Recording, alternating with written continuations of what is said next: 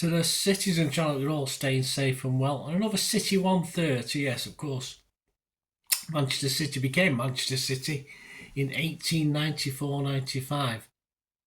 And I'm recording this during the 2024-25 season, so that's why I call it CITY130. Very clever, you see, very clever thinking, Bernard. But of course, we're into the 131st year now. But it's nice and compact at CITY130.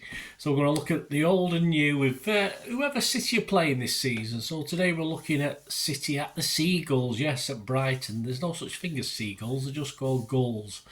But yes, that's a foible of mine. But they want to be called the Seagulls. Who are us to argue? I'm recording this on the 4th of November 2024. So all stats and facts are at this time.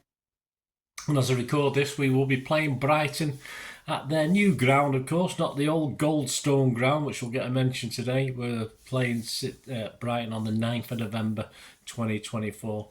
So we'll have a look at some of the history. That's what it's about, some of the history between us and some of the history that might unite us in ways as well. So we'll have a look at that. So please join me. Please, if you are new to the channel, push that subscribe button, push the bell notifications.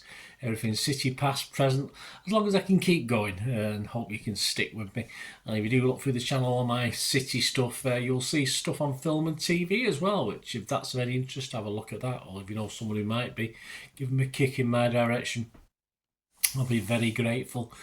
And please, after we've done this little vlog, stay tuned. Yes, if you want to help support the channel through sponsorships or memberships, etc., etc., just by watching an ad or two, just hang on at the end of this and please find ways of doing so. That'll be wonderful if you can do that. And give us a like, guys. It's always nice to get likes. Right, our league record at Brighton, we played 14. Won exactly half of them. We've won 7, drawn 3. And lost 4. We scored 29 goals and let 18 in.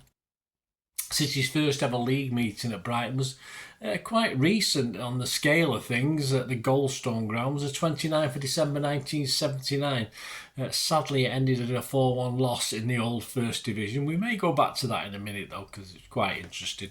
We'd met the Seagulls, though, in an FA Cup tie at the Goldstone ground 55 years earlier on the 23rd of February 1924. And that ended up as a 5-1 City win. So they got revenge, didn't they?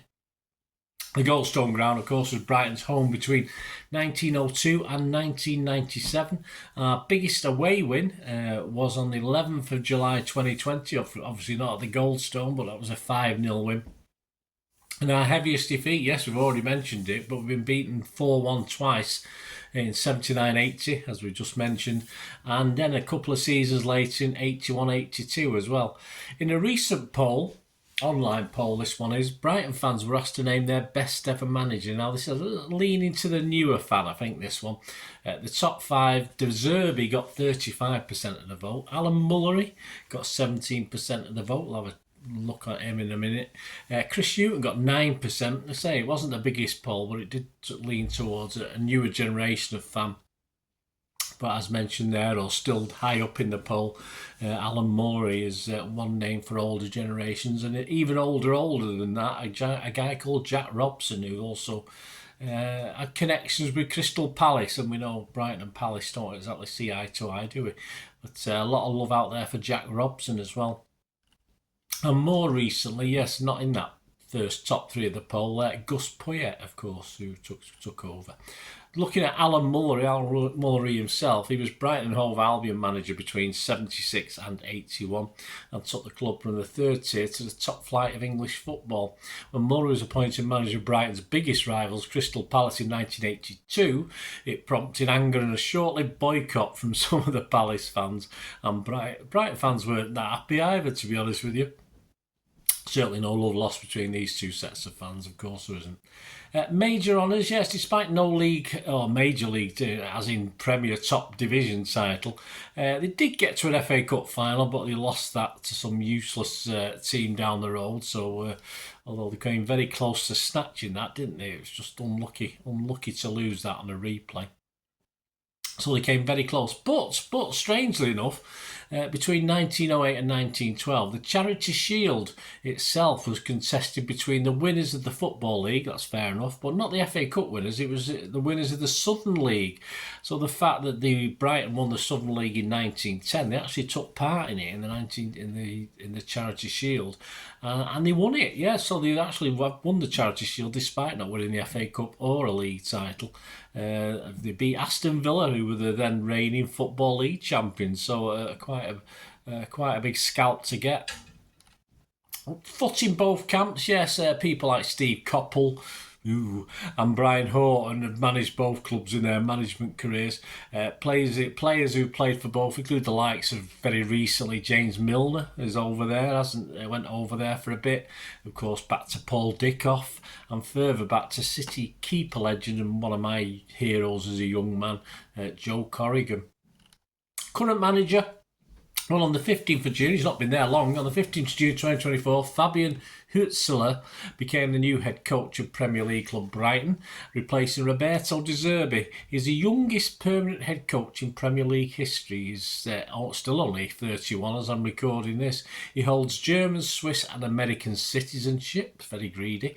Before joining the Seagulls, he had managed at the lower levels of German football with FC Pippenstreid and FC St. Pauli. But before his move to England, he actually got St. Pauli promoted to the top tier the Bundesliga. I'm not too sure how they're getting on. Have a check, see how they're getting on without him. He won the Premier League Manager of the Month award very quickly for August as he started the season unbeaten with Brighton. And his side now, after match day 10, sit 8th. They played 10, won 4, drawn 4 and lost 2. So that's season 24-25. So to finish this, we're going to have a look back to that very first meeting. It's an interesting game, some interesting City names and perhaps some interesting Brighton names as well, if you're that way inclined. But of course, it was our first meeting and the aforementioned Alan Mullery was in charge. It didn't turn out too well for us, unfortunately, on December the 29th, 1979. Were you there? Let me know if you were there that night or that day.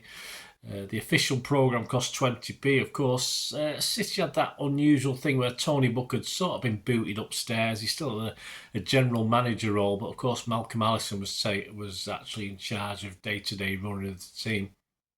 And we'd actually beaten Brighton 3-2 at Main Road earlier in this season. Pre-match, Brighton sat 19th of 22, so they were struggling against relegation. We were a little bit better off. We sat 13th, 5 points ahead of them. This match report is taken from the City vs Birmingham matchday programme from the 18th of October 1980. Attendance on the day wasn't bad actually at the Goldstone Ground, 28,093. City's lineup: Corrigan, Ranson, Donachie, Caton, Bennett, Booth, Reed, Daly, Henry, Power and Lee. Our sub was Mackenzie, he wasn't used. And Brighton was Mosley, Gregory, Williams, Horton, Foster, Stevens, Ryan, Ward, Clark, Lawrenson and O'Sullivan. Their sub was a guy called Steele, S-T-I-L-L-E. He came on in the 79th minute. So over to the programme, it says a tactical experiment playing Tommy Caton in midfield and Nicky Reed as a close marker on striker Ward disrupted the Blues, and they had no answers to contain Brighton, who scored through Clark, Ward, Ryan and Stuart Lee, who hit a consolation for City. Clark scored a couple of goals. Of course, tactical experiments by Malcolm Allison went part and parcel, didn't it, sometimes? It was a shattering start for the Blues. They said Willie Donachie was outwitted by Lawrenson on the byline, and the resultant lofted cross, despite missing Ward, fell to Clark, who was allowed too much time to awkwardly jab it on the volley past Joe Corrigan. I think that was after 44 seconds. Chances piled up before Ward turned sharply inside Reed to drive spectacularly into the far corner of the net. O'Sullivan engineered the third, leaving Ward to send a penetrating first time through pass to Clark, who outpaced Tommy Booth and netted. City switched Caton back to his customary defensive role, and with Paul Power pushed further forward, they scored when Lee glanced a near-post header home from Tony Henry's left-wing centre. But in the second half, as the Blues surged into attack, they were regularly caught on the counter-attack, and when Ryan picked up the ball in his own half, they were deep in trouble. The winger ran 3/4 of the pitch, with Ward and Lawrenson taking players away, and he sidestepped Booth on the edge of the area before flicking the ball past Corrigan, with the outside of his right foot. Brighton had made light of the muddy conditions, and City's scant joy was an enterprising display by Tony Henry, helped mainly by Paul Power, Steve Daly and Dave Bennett. Ward led the visitors' defence a dance, and it was unfortunate that all Brighton's earlier chances didn't produce the goal avalanche that looked likely. I think 4 was enough, wasn't it, guys, really? Yeah. So Clark scored after 44 seconds and 33 minutes. Ward had scored in the 27th minute and Ryan in the 75th minute. Yeah, City had come back into it to make it 3-1. Stuart Lee hit his goal in the 37th minute. So yeah, I think 4 was enough though. We didn't want another avalanche, did we? It was embarrassing enough as it was. Brighton finished the season, finished the season, don't forget we were 5 points ahead of them at one stage, but they finished above us. Yeah, just one place above us. In 16th, we finished 17th, and we both had 37 points, but the Seagulls had a better goal difference that season. So there you go, guys. A quick CITY130. Hope you enjoyed it.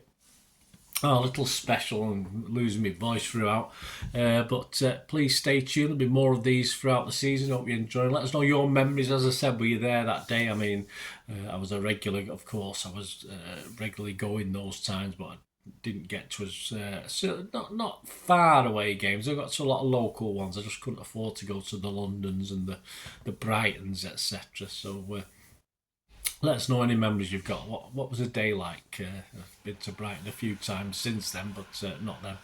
So let me know anyway how you got on. Thanks for watching, guys. Please stay tuned. As I said, if you want to help support the channel. Well, I hope you enjoyed the feature, and yeah, if you can support me through the subscription, if you can subscribe, guys, that'd be wonderful if you've not already done so. We do actually have memberships at the moment, just 99p a month, so you get access to all my City stuff, including all the history vlogs, dozens and dozens not been published yet that you get immediate access to, and every time I do a edit and do a vlog, you get immediate access to it as well. So you can have a copy of scripts as well if you want any hard copy of the sort of things I do on matches and teams and managers and players, etc, etc. So if you can join the membership, that'd be wonderful. We do have sponsors at the moment. P6505 are our current sponsor. They have a little eBay shop, so if you check in the comments section, there's a link there to the shop. They sell movie posters from the 90s and 2000s. They sell DVDs, some classic Hollywood movies, some classic foreign language ones. And if you do see anything you fancy on there, if you do place an order, just mention me, just say Bernard sent you, and you automatically get 10% reduction in the cost of your order. So fill your boots, guys, and my thanks to P6505. And yeah, if you want to support the channel just by watching the ads, that helps. Watch the ads, let them play through while you just have to check your phone or something, let it play out. And of course, if you follow any of the links, that always works as well. If you follow a link to one of the ads and you fancy something, I've done it myself. I've followed a link and actually purchase something from another organisation, but it can happen. It can happen. Not all ads are stuff you're not interested in. And of course, if you can give us a like, guys, that would be absolutely fantastic. All likes are much appreciated. Anyway, thanks for watching. Until the next time, of course, I only ever ask one thing, don't I? Please, I ask you all to stay safe, especially you Blues. Until the next time, come on, City. Bye for now.